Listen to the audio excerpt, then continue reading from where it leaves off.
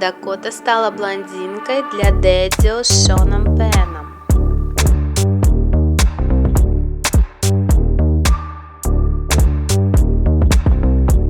Утром 20 декабря прошли съемки Дэдди в Нью-Джерси.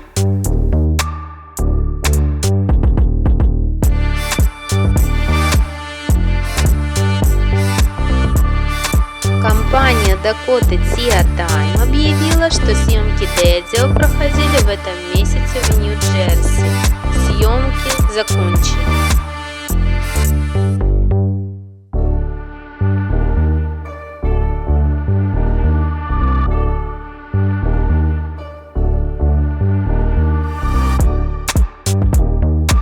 Неожиданный и забавный разговор в такси перерастает во что-то таинственное и серьезное.